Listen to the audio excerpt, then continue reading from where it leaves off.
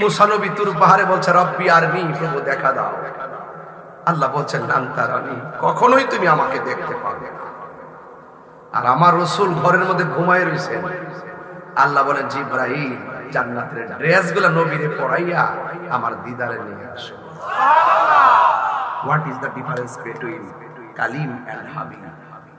সুবহানাল্লাহ। কালিম এবং হাবিবের মধ্যে পার্থক্য কি? কালিম আল্লাহকে দেখার জন্য দরখাস্ত করে, আর হাবিবুল্লাহ আল্লাহকে দেখার জন্য দরখাস্ত করে নাই, আল্লাহ নিজে দেখা দিতে চায়। সুবহানাল্লাহ। কালিম দেখা করার জন্য তুর পাহাড়ে যায়, আর হাবিব ঘরে শুয়ে থেকে রবকে দেখার অফার পায়।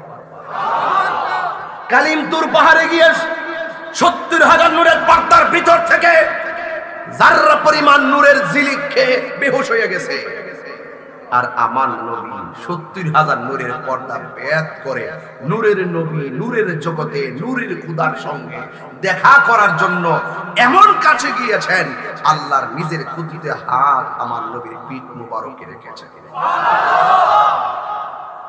একটা পশম জল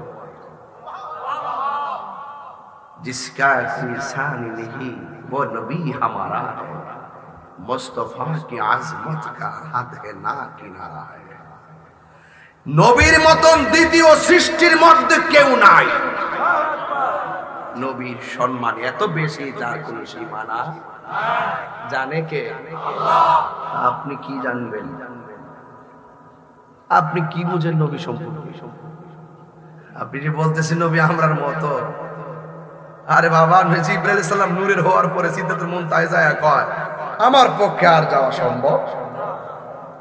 আর নবীজি বলতেছে ইয়া জিবরাইল হাল্লাকা মিন হাজাতিন ইলা রাব্বিকা, তুমি যদি যাইতে না পারো আমি রওনা দিলাম, তোমার কিছু চাওয়ার আসেনি রবের কাছে বলো আমি নিয়ে আসি। সুবহানাল্লাহ বলবেন না? জিবরাইল বলছেন ইয়া রাসূলুল্লাহ আমি কিচ্ছু চাই না, আমি শুধু চাই আমার ৬০০ ডানা যেন পুল সিরাতের উপরে বিছাইতে পারি। সুবহানাল্লাহ। কয় কেন? কলি উম্মতিকা, আপনার উম্মতের জন্য। আল্লাহু আকবার। খুব মনোযোগ।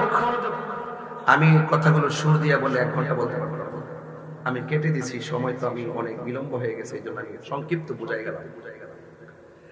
রাসূল বলতেছেন জিবরাইল তুমি, আমি কোথা থেকে এসেছি? ব্রাহ্মণবাড়িয়া থেকে। রিসিভ করেছেন দুলাল ভাইয়ের বাড়ি থেকে। দুলাল ভাই আমাকে দাওয়াত করলো, আমার আসাই কই শরীফ ভাই কই? শরীফ ভাই ওনার আপন ভাই তুই মাদ্রাসায়। মারহাবা। আমাকে শরীফ ভাই রিসিভ করলো, নাসির ভাই রিসিভ করলো। এখন একটু সামনে আসার পরে আমাকে যদি বলে যে আপনি মাহফিলে যান, আমি যেতে পারবো না, তাইলে আমি মনে করতাম যে মাহফিলে কোনো গন্ডগোল।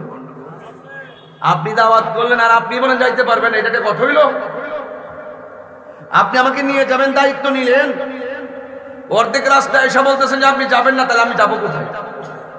জিবরাইল সাল্লাম ঘরে এসে বলছেন নবী আল্লাহ বলছেন আপনাকে নিয়ে যাওয়ার জন্য, আল্লাহর দিদারের জন্য। তখন তার জিবরাইল সাল্লাম তার সীমানা বলে নাই, কতটুকু নিয়ে যাবে। ওখানে যাওয়ার পরে বলতেছেন হ্যাঁ ইয়া রাসূলুল্লাহ আমি যেতে পারবো না, আমি যাররা পরিমাণ সামনে গেলে আমার নূরের পাখা সব শেষ হয়ে যাবে। সুবহানাল্লাহ বলবেন না? তবে আপনারা এরকম হয়েছে বলছেন কেন? এরকম কথা বলতেছেন কেন? আর ড্রোন ক্যামেরা, আচ্ছা এটা ক্যামেরা হচ্ছে, মারহাবা। গতকাল দিনের বেলা মাহফিল করছিলাম এক জায়গায়, ড্রোন ক্যামেরা যখন ছেড়ে দিছে একবারে ড্রোনটা দিক লাঠি রেমে গেছে। তখন আমার ৭১-এর কথা মনে হয়ে গেছে যে লাডি দিয়ে ওই তো বাইরে ফেস করছে, কথা ঠিক না বেরি। এই বেটাটা কিন্তু মনে ৮০ বছরের বেটাটা, এই বেটাটা মনে ১৪টা দেখছে, এমন ওর সবাই ড্রোন বুঝে আই পড়ছে ইয়ার মতন কি রে কি কইরে রে আগে যে মারতো মিসাইল আরো কিছু আছে না, এই বেটা লাডি লাড়ি গেছে। আমি মনে করছিলাম সে ড্রোন ক্যামেরার ভাঙ্গা লাইল। আগের মানুষ তো বেটা ইতরা হাড্ডি শক্ত আছে, এই ফুলামানের হাড্ডি অনেক নরম। দেখছেন না একটা বাড়ি খেলে গুঁড়া হয়ে জায়গা খিরে জানেন? কারণ আমাদের এই বর্তমান সমাজ ব্যবস্থা খুব নোংরা হয়ে গেছে। কথা বলেন না কেন?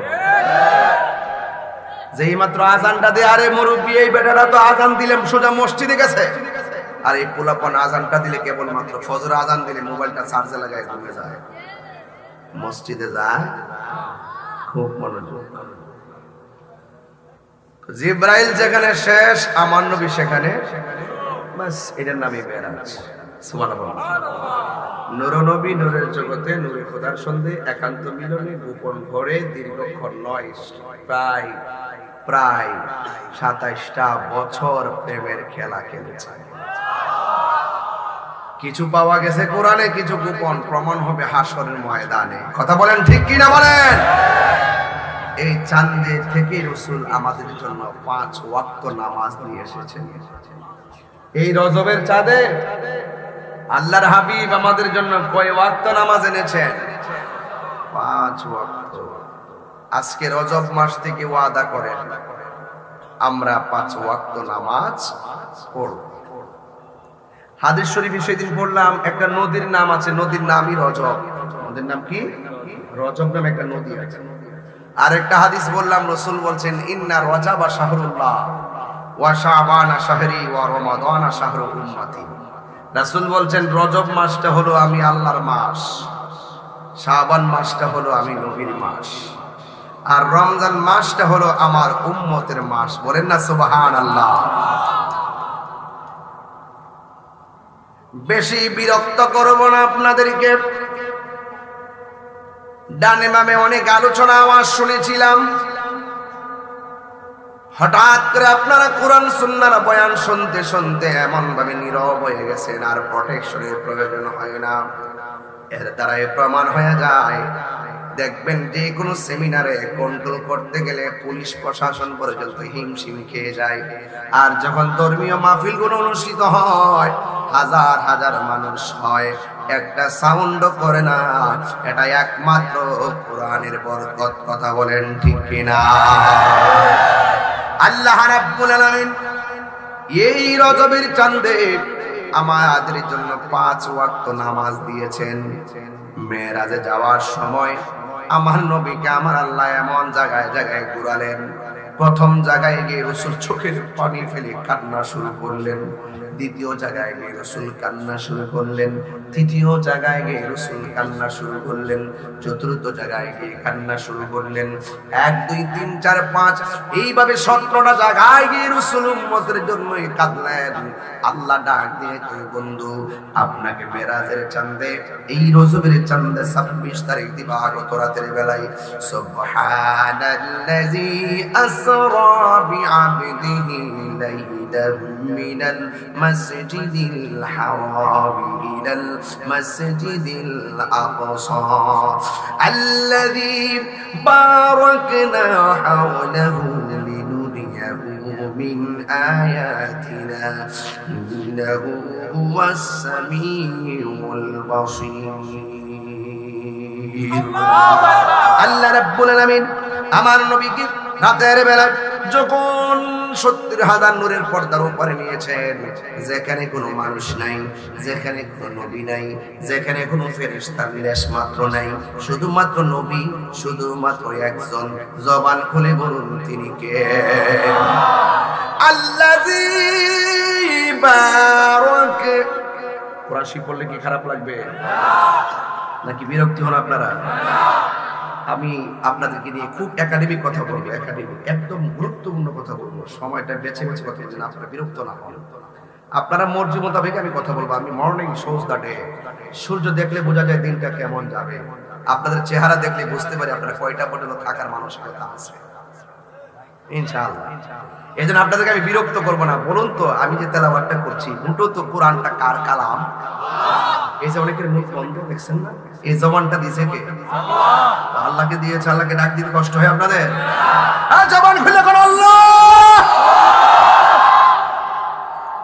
বড় করে ডাক। কণ্ঠ দিয়েছেন কে? আল্লাযী বারাকনা হাওলাহু লিনুরিয়াহু মিন আয়াতিনা ইন্নাহু হুয়াস সামিউল বাসীর।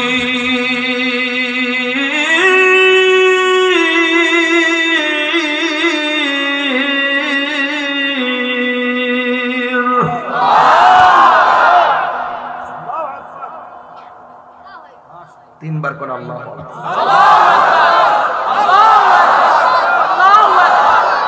ঘোষণাটা কার? আল্লাহ ডাক দিয়া কয়, বন্ধু আমার এমন একটা জায়গায় আপনারা ঢুকাইছি। আল্লাহু আকবার কোন কেন? এই চাঁদে যদি আমি কিছু কথা না বলি আমার হক আদায় হবে না। কথা কোন সত্যি কিনা বলেন?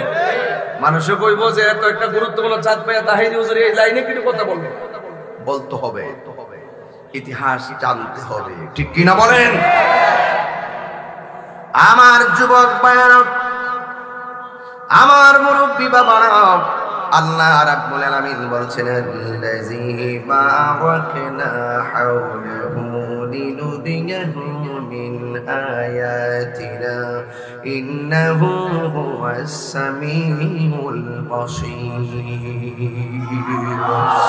আল্লাহ রাব্বুল আলামিন হলো তিনি বারাকনা প্রদক্ষিণ করিয়েছেন হাওলাহু তার চতুর্দিকে, লিনুরিয়াহু আল্লাহ রাব্বুল আলামিন নবীকে দেখাইবার জন্য, মিন আয়াতিনা আল্লাহর যত কুদরত আছে সব কুদরতুল্লাহর কুদরত দেখাইবার জন্যই আমার নবীরে মেরাজ করাইছে। আল্লাহু আকবার। এই জন্য আমার যুবক ভাইরা, আমার নবীর সম্মান বাড়াইছেন একজন। জবান খুলে বলুন তিনি কে? ওয়ারাফা'না লাকা যিকরাক। ও বন্ধু, আমি আল্লাহ আপনার সম্মানকে বাড়াইয়া দিয়েছি। আমার যুবক ভাইরা, এবার ওই নবী 17টা জায়গায় ঘুরে ঘুরে আমার নবী চোখের পানি ছেড়ে ছেড়ে নবী কান্না শুরু করলেন। আমার নবীর আল্লাহ জিজ্ঞেস করে, বন্ধু এমন একটা সুন্দর জায়গায় এনেছি যে জায়গাটা পৃথিবীর কোন নবী রাসূল দেখে নাই, পৃথিবীর কোনো মানুষ দেখে নাই, পৃথিবীর কোনো মানুষ দেখে নাই, কোনো নবীর উম্মত দেখে নাই, কিয়ামত পর্যন্ত এই জায়গাটা পৃথিবীর কেউ দেখবে না। ইয়া রাসূলুল্লাহ, আপনি এত সুন্দর জায়গা দেখে আমি আল্লাহ তো আপনাকে এখানে ঘুরামো বলে এই জায়গাটা সুন্দর করে বানাইছি। ইয়া রাসূলুল্লাহ, ইয়া হাবিবাল্লাহ, আপনি এই জায়গা দেখে দেখে কেন চোখের পানি ফেলে কাঁদছেন? আমার নবী ডাক দিয়ে বলে, একটা কথা খেয়াল করবেন, আমার নবীর মিলাদ হওয়ার আগেও নবী উম্মতের জন্য কেঁদেছেন, নবীর মিলাদ হওয়ার পরেও নবী উম্মতের জন্য কেঁদেছেন, পাথরের আঘাত খেয়ে খেয়েও নবী উম্মতের জন্য কেঁদেছেন, আবার দুনিয়ার থেকে ওফাতের সময়ও নবী উম্মতের জন্য কেঁদেছেন, এখনো নবী উম্মতের জন্য কাঁদতেছেন। দেখেন, আমার নবী দুঃখের বেলায় উম্মতকে বলে নাই, সুখের বেলাও নবী উম্মতকে বলে নাই। আমার নবী যখন ওই মেরাজের মধ্যে গেল, এত সুন্দর জায়গা দেখাও, আমার নবী ডাক দিয়ে গে আল্লাহ। জবানটা খুলে বলুন না আল্লাহ, মায়ার সুরে বলুন আল্লাহ, আল্লাহ, আল্লাহ। আমার নবী ডাক দিয়ে গে আল্লাহ, আমি এত সুন্দর জায়গা দেখলাম, আমার গুনাহগার উম্মত তো এত সুন্দর জায়গা দেখে নাই। আল্লাহ ডাক দিয়ে গে, বন্ধু এমন একটা সুন্দর জায়গায় এসো, আপনার উম্মতকে ভুলেন নাই। আমি আল্লাহ আপনারে কথা দিলাম, আমি আল্লাহ আপনার জন্য, আপনার উম্মতের জন্য আমি 5 ওয়াক্ত নামাজের হাদিয়া দিয়ে দিলাম। ইয়া রাসূলুল্লাহ, ইয়া হাবিবাল্লাহ, নবী হে, আপনি আপনার উম্মতরে যাইয়া বলবেন, এই মেরাজের চাঁদে আমি আল্লাহ রাব্বুল আলামিন আপনার উম্মতকে আমি 5 ওয়াক্ত নামাজ দিয়ে দিলাম। এই আমার কৃষ্ণপুরের বাবারা, বরুড়ার বাবারা, আমার কচুয়ার বাবারা, চাঁদপুরের বাবারা, সবাই জবানটা খুলে বলুন, 5 ওয়াক্ত নামাজ দিয়েছেন যেই মাসে, ওই মাসের নাম কি? আরো ঘরে ঘরে বলুন, ওই মাসের নাম হলো রজব। হে বন্ধু, আমি আপনার জন্য আপনার উম্মতকে আমি 5 ওয়াক্ত হাদিয়া দিয়ে দিলাম। আপনার উম্মতরে যায়া বলবেন যেন তারা 5 ওয়াক্ত নামাজ পড়ে। এই 5 ওয়াক্ত নামাজ যারা পড়বে, আমার যুবক ভাইয়েরা, মুরব্বি আব্বারা, ফজরের নামাজের ফরজ কয় রাকাত? যোহরের নামাজের ফরজ কয় রাকাত? যোহর হইল 4, ফজর হইল 2, মোট কত? আসর হলো 4, মোট কত? 10 আর মাগরিবের 3 কত? আর মাগরিবের দিনই আর এশারের চাইরে কত, তাইলে নবীরে ঘুরাইছে কয় জায়গায়? নবীরে ঘুরাইছে 17 জায়গায়। আবার 5 ওয়াক্ত নামাজের মধ্যে 17 রাকাত ফরজ দিয়ে আমার আল্লাহ ডাক দিয়ে কে বন্ধু আপনার উম্মতের বলবেন যেন এই 5 ওয়াক্ত নামাজ মহব্বতে পড়ে গো নবী।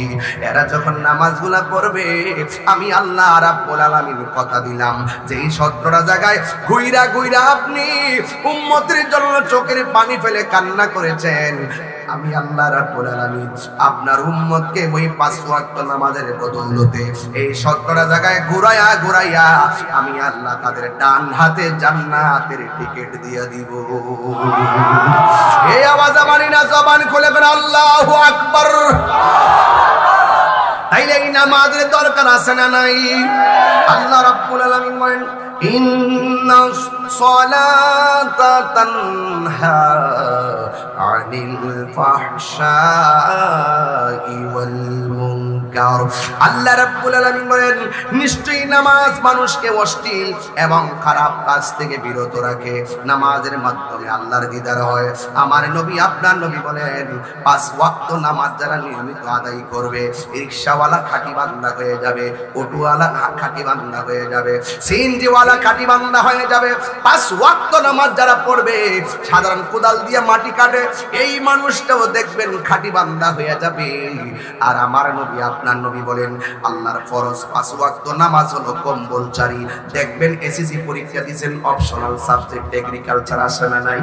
যে যে সাবজেক্ট নিয়ে পড়ে অতিরিক্ত আল্লাহ রাব্বুল আলামিন আমাদেরকে কম্পালসরি ইবাদত দিয়েছেন, আবার অপশনালও দিয়েছেন। কম্পালসরি ইবাদত হলো ফজর, যে এটার ইংলিশ হলো মর্নিং প্রেয়ার, যোহর হলো মিড ডে প্রেয়ার, আসর হলো আফটারনুন প্রেয়ার, আর ওই মাগরিব হলো সান প্রেয়ার, আর ওই যে আপনার এশারটা হলো নাইট প্রেয়ার। এক যুবক ভাইয়ারা আমার, আপনারা শুনুন, এই যে আমার আল্লাহ এমন ভাবে কম্পালসরি ইবাদত দেওয়ার পরে আবার অপশনাল দিয়েছেন, নফল দিয়েছেন। আমার নবী আপনার নবী রাহমাতুল লিল আলামিন বলে যারা 5 ওয়াক্ত নামাজের পর বেশি বেশি নফল ইবাদত করবে রে বাবা, আমার আল্লাহ তাকে আর খাঁটি বান্দার মধ্যে রাখবে না। যার আমল নামায় নফল ইবাদত পাওয়া যাবে, আওয়াবিনের নামাজ, আল্লাহু আকবার কোন না কেন, আওয়াবিনের নামাজ পড়বে, ইশরাকের নামাজ পড়বে, চাশতের নামাজ পড়বে, তাহাজ্জুদের নামাজ পড়বে, নফল ইবাদত পড়বে, লাইলাতুল কদর নামাজ পড়বে, শবে বরাতের নামাজ পড়বে। বেশি বেশি নফল ইবাদত যারা করবে, 5 ওয়াক্ত নামাজের পাশাপাশি যারা বেশি বেশি নফল ইবাদত করবে, এরা আর খাঁটি বান্দা থাকবে না। আমার আল্লাহ রাব্বুল আলামিন তাদেরকে খাঁটি বন্ধু বানায়া নিবে। আরো বড় করে বলেন আল্লাহু আকবার। তাহলে আমরা আল্লাহর বন্ধু হতে চাই কি চাই না? বন্ধু হলে কোনো টেনশন আছে? এই জন্য যুবক আমার নবী আপনার নবী রাহমাতুল লিল আলামিন নামাজের ব্যাপারে বলতে গিয়ে আমার নবী বলেছেন নামাজটা পড়ার সময় তারা যখন ওযু করে ওযুর পানির সঙ্গে আমার আল্লাহ জীবনের গুনাহগুলো মাটির মধ্যে ফেলে দেয়। আল্লাহু আকবার। হ্যাঁ আমার যুবক ভাইয়েরা, তাই তো আমার নবী আপনার নবী রাহমাতুল লিল আলামিন বলছেন বেনামাজি হইবে যারা 3টা শাস্তি পাবে তারা। কয়টা শাস্তি বললাম? 3টা শাস্তি পাবে। আমার জীবনে আমার মরণের কতদিন বাকি আমি জানিলাম না গো আল্লাহ, মরণের কতদিন বাকি জানি। ভালো লাগবে না আপনার কাছে? আমার ক্ষুধা লেগে গেছে, আমার সময়টা উল্টা পাল্টা হয়ে গেছে। এরা উঠা বসা করে, আমি আগে তো বলছি আমি দুঃখিত, আমি সম্ভবত আসতে পারছি না, এরপরে কি আমরা মাফ করছি? না, আমি তো ওইটা জানগা কি বোঝাইতেছেন যে আমি সম্ভবত আইনি গেলে জায়গা আমরা বাবা এটা বোঝা তাহির বুঝে কষ্ট হয় ওই ছোট্ট ছোট্ট গেছে জায়গায়। আচ্ছা এটি বাজার কিছু তো যাই অনেকক্ষণ হয়েছে আইছে, মাঝে আমার প্রস্তাবে ধরছে। হ্যাঁ বাজার গজলটা গাইতেছি, গাইবেন নি ইনশাআল্লাহ। তাহিরিকে গরু রাখবো নতুন জিনিস। আমি যে ওয়াজ করতেছি লাইনের বাইরে একটা কথা কইছি, আমি যেমন সমাজ তেমন নামাজ। আপনারা কোনটা চাইনি এটা তো আমি বুঝি। আর এটা যদি আমি বুঝতে চলতো না, এই ওয়াজটি কি তাহলে ফালাই দিতে পারবে? একটাও তো ফালাইতে পারবে? এখনো ওয়াজ করবো, একটু পরে আওয়াজও করবো। হাত তুলে বলতে হবে, হাত তুলে বলতে হবে, ঠিক আছে? মানুষ ঘুমাইছে, আপনি ডিস্টার্ব করেন। আমি নীরবে নীরবে ওয়াজ করতেছি, মারহাবা জোরে বলেন, চলবো ইনশাআল্লাহ।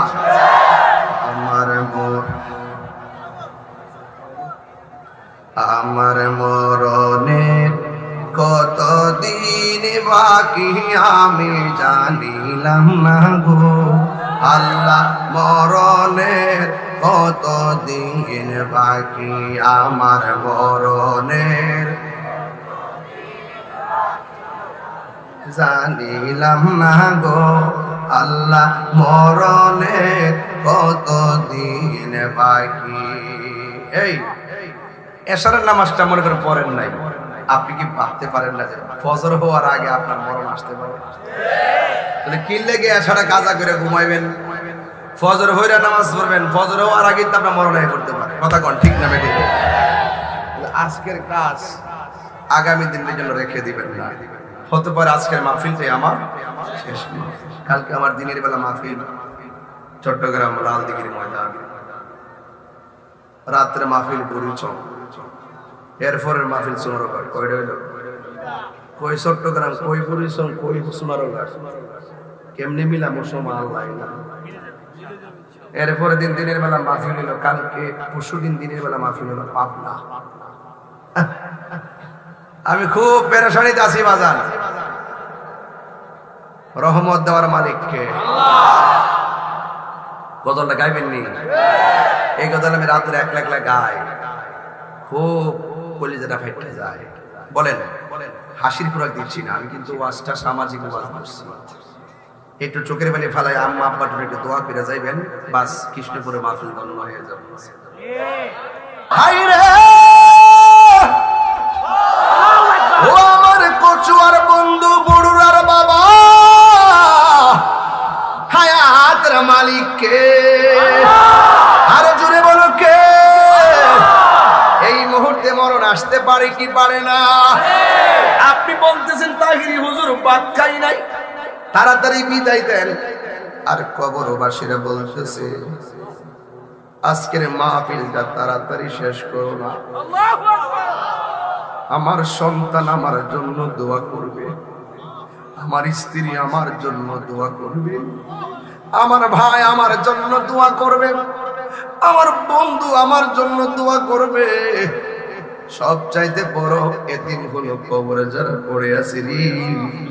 আমার নবী আপনার নবী বলতেছে আমার যেই দিন আল্লাহ মেরাজের মধ্যে নিয়েছে, আমার সব আযাব দেখাইছে,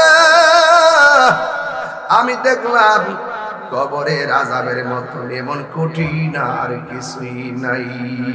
আল্লাহু আকবার। এই জন্য যুবক ঘুমাবেন না, নীরবে নীরবে শুনুন। বেশি লম্বা চোর আলোচনা আজ হবে না, এই জন্য ভূমিকার মধ্যে কথা বলে আমি 30 মিনিট সময় ব্যয় করি না, ডাইরেক্ট ওয়াজের মধ্যে ঢুকে গিয়েছি। আমার নবী আপনার নবী বলেন এই কবরটা হলো আখিরাতের প্রথম মঞ্জিল। এই মঞ্জিলে ঢোকার আগে মরণ আছে, মরণটা যার ভালো হবে কবর নামক মঞ্জিলটা তারা ভালো হবে, কবর নামক মঞ্জিলটা যারা ভালো হবে হাসরের ময়দানটা তারা ভালো হবে, হাসরের ময়দানটা যারা ভালো হয়ে যাবে আকাশের বিজলির মতন ফুলসিরাত পার হইয়া জান্নাতে ঢুকে যাবে। ওই জান্নাত আমরা চাই কি চাই না? আমার নবী আপনার নবী বলেছেন পৃথিবীর মানুষ খবরদার দুনিয়াতে তাইকা কাউকে ওজনে কম দিও না, দুনিয়াতে তাইকা যদি কাউরে ওজনে কম দাও হাসরের ময়দানে মিজানের পাল্লা হালকা হয়ে যাবে। এই জন্য যুবকের দল এক বেচারায় 5 ওয়াক্ত নামাজ পড়তো, জবানটা বলে কয় ওয়াক্ত নামাজ পড়তো? 5 ওয়াক্ত নামাজ পড়তো, আবার সুন্দর করে ব্যবসা করতো, ব্যবসা মুখের মধ্যে দাঁড়িয়ে আছে, জীবনে কোনো কোনোদিন মানুষকে খারাপ ব্যবহার করে নাই। এমন একটা সমাজের যখন লোকটা থাকে, মসজিদের মধ্যে আজান দেয়, মানুষটা যখন সাথে সাথে মসজিদে যায়, গ্রামের মানুষ তারে বড় ভালোবাসে। এমন মানুষ মারা গেলে জানাজার মতো মানুষ বেশি হয়, কথা কোন ঠিক কিনা? আমার নবী, আপনার নবী ওই কবর আযাবের অনেক সাবধানতা অবলম্বন করতে বলেছেন। আমার নবী বলে, ও সাহাবীরা, বেশি বেশি করে কবরের আযাব থেকে ক্ষমা চাও। এক ব্যক্তি মুখের মধ্যে দাড়ি আছে, মাথার মধ্যে টুপি আছে, জীবনে কোনোদিন ঝগড়া করে নাই, ব্যবসা করত, ইবাদতের কারণে তার ব্যবসাও ভালো চলতো, কিন্তু হঠাৎ করে তার সামনে আজরাইল এসে গেছে। এই মুহূর্তে কৃষ্ণপুরে মুরব্বি গো বাবাজান, আপনার সামনে আজরাইল আসতে পারে কি পারে না? ওই লোকটার সামনে আজরাইল এসে গেছে। আজরাইল আসার পরে লোকটা মারা গেল। দেখবেন আমার সমাজের ভিতরে মানুষ মারা গেলে কিছু কিছু মুরব্বি আছে শখ কইরা কবর পোড়ার মধ্যে যায়, কথা কোন ঠিক কিনা? একজনে কোদাল দিয়ে মাটি কাটে, 10 জনের শরীর ক্ষয় আছে না নাই বলেন? এই জন্য মানুষ মারা গেলে মানুষের গোসল দেওয়াইবেন, মানুষ মারা গেলে জানাজায় দৌড়াইয়া যাইবেন, মানুষ মারা গেলে এই কবরস্থানে যায় কবরটা ভালো করে করবেন। ঠিক এমন ভাবে লোকটা যখন মারা গেছে, কবর পুরার জন্য গেছে, লোকটা 5 ওয়াক্ত নামাজ পড়তো, লোকটা কোনোদিন হাটে ঘাটে বাজারে ঝগড়া করে নাই, কিন্তু যখন লোকটা মারা যাওয়ার পরে বাড়ি ঘরের মানুষ কবর করতে গেল, সুন্দর করে কবরটা করছে। কবর করার পরে দেখতেছে এটার ভিতরে বিষধর একটা সাপ দেখা যায়। জোরে জোরে কি নাউজুবিল্লাহ বলা যাবে না? সাপ কি আশীর্বাদ না অভিশাপ? আরো জোরে কোন, আরো জোরে বলেন। এই মুহূর্তে মাহফিলে ফানুস সাপ লাগবে না, দুরা সাপটা যদি ঢুকে মানুষ এটা দৌড় মারবে। মানুষ সাপের এমন ভয় পায়, দিনে যখন বিজলি মারে মানুষের কলিজা ঠাস করে ওঠে, এমন ভয় পায়। হ্যাঁ বন্ধু, লোকটা যখন কবর করলো, দেখতেছে লোকটার কবরের মধ্যে সাপ দেখা যায়। এবার তারা বড় চিন্তায় পড়ে গেল, এমন একটা ভালো মানুষ মারা গেছে, কবরটা করার পরে কেন সাপটা দেখলাম? এরপরে মনে মনে ভাবতেছে, যাই সাপ দেখলাম কাউরে বলার দরকার নাই, আমরা আরেকটা কবর করে ফেলি। এরপরে আরেকটা কবর করলো। ওই কবরটা যেই মাত্র শেষ করলো, দেখতেছে শেষ করে বাড়ির মধ্যে রওনা দিবে, হঠাৎ করে দেখে কোথায় থেকে যেন আরো বেশি বিষধর সাপ কবরে চলে আসছে। এটা দেখার পরে তারা মনে মনে কয়, কবর করতে থাকবো আর সাপ আসতে থাকবে, আমরাও তো একটা জান আছে, কথা কোন ঠিক কিনা? কবর করতে কষ্ট হয় কি হয় না? এবার কবর কবর। এরপরে ওই লোকগুলো বলতেছে, 2টা কবরে যেহেতু সাপ পেয়ে গেছি, এখন আমরা আর কবর করব না, সোজা আল্লাহর বন্ধুর কাছে ঘটনাটা কইলা বলবো। আপনারা জবান খুলে বলেন, আল্লাহর বন্ধু জানার ক্ষমতা আছে না নাই? সুন্দর করে আল্লাহর বন্ধুর কাছে যাইয়া বলে, ও আল্লাহর বন্ধু, আমাদের এমন একটা ভালো মানুষ মারা গেছে, আমরা 2টা কবর করলাম, শেষ করতে পারি না, দেখি সাথে সাথে কবরের মধ্যে সাপ চলে আসে, এখন আমরা কি করব? লাশ উপরে রাখা সম্ভব না। আল্লাহর বন্ধু ডাক দিয়ে বলেন, তোমরা 3 নম্বর একটা কবর করবা, কবরে সাপ থাকলে সাপ সহকারে দাফন করবা, না থাকলেও কবরে দাফন করবা।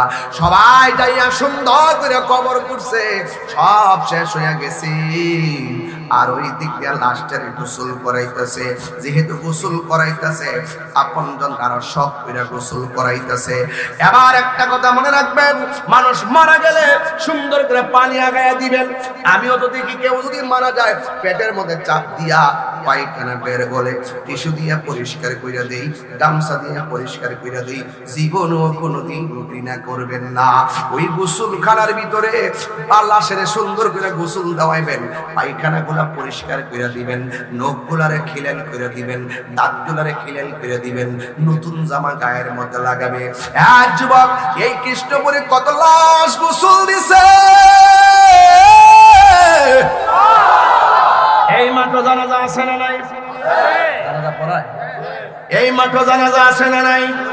আরে একটাবার চিন্তা করেন না, কতগুলো লাশ এখান থেকে শেষ বিদায় দিছে, না জানি কোন দিন এই মাঠের মধ্যে আপনার দেহটা লাশ হইয়া চলে আসে বাজার। যেই মানুষটা হাটে ঘাটে বাজারে চলে, ওই মানুষটা লাশ হইয়া কবরে আসবে, এই মাটির মধ্যে আসবে। দেখছেন নি আমরা মুসলমান কত সুন্দর ধর্ম পাইলাম, মারা যাওয়ার পরে নাকের মধ্যে তুলা দেয়। জিজ্ঞেস করলাম নাকের মধ্যে কেন তুলা দাও? কয় নাক দিয়া যেন পানি না ঢুকে। কত মায়া, মায়া রে কত মায়া। এই কথাগুলো আমি সব মাহফিলে বলি, এরপর মানুষ কেন আখিরাত আখিরাতের কথা ভাবে না? দুনিয়া দুনিয়া কই আখিরাত বরবাদ করে বলাইতেছি। এই জন্য কানের মধ্যে তুলা দেয়, কান দিয়া যেন পানি না ঢুকে। কত মায়া, মায়া রে কত মায়া। বেশি গরম পানি দেয় না, বেশি ঠান্ডা পানিও দেয় না, কুসুম গরম জল দেই। কত মায়া।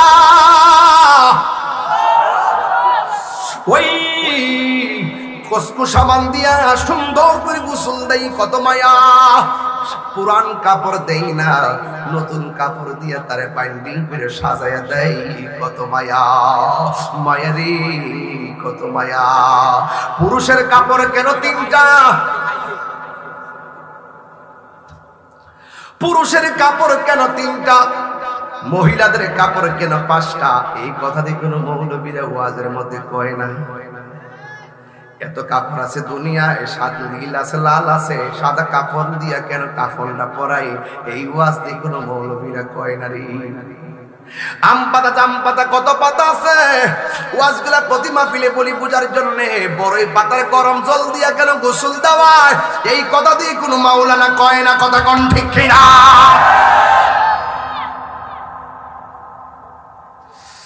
যাক আমি সেই দিকে গেলাম না, বুঝাইয়া দিয়া যায় হাকিকত ছাড়া আল্লাহ পাওয়া যায় না। কথা কোন ঠিক কিনা? दुनिया दुनिया दुनिया माने शरीयत, दुनिया के लिए आखिरत बर्बाद ना करो। किसी इंसान को खुश करने के लिए अल्लाह को नाराज ना करो।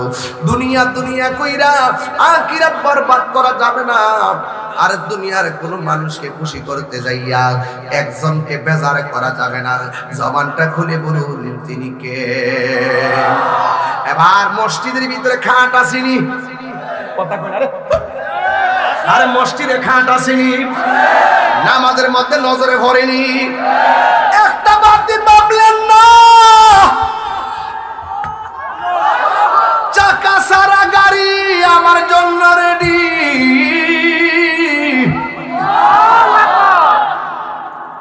দুনিয়ার গাড়ির মধ্যে চাকা আছে না নাই?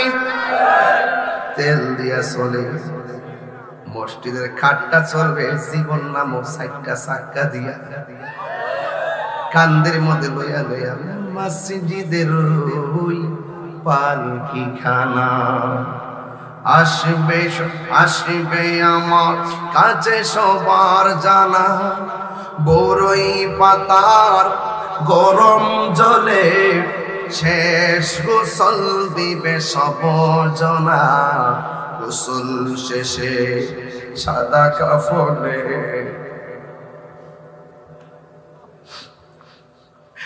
এই গড়ি খুলে রেখে দিবে, ব্রেসলেট খুলে রেখে দিবে, শরীরের যা আছে সব খুলে রেখে দিব। সেই ঘরের মধ্যে মায়ের কত শাড়ি পরে আছে, কিন্তু মা দুঃখী সব শাড়ি ফালাইয়া প্লেট, কাছের প্লেট কত ধান দিয়া চাল দিয়া কিনছে রে বাবা। গড়টার ভিতরে ঢুকলে এখন বাপের পাঞ্জাবি দেখলে মাথা ঠিক থাকে না। আরে ঘরের ভিতরে মার শাড়ি দেখলে মনটা মানানো যায় না। অনেকের মা কবরে আছে না নাই? মা বোনরা আসেনি আপনার এলাকায়? বাড়ি ঘরে কিছু আসেনি?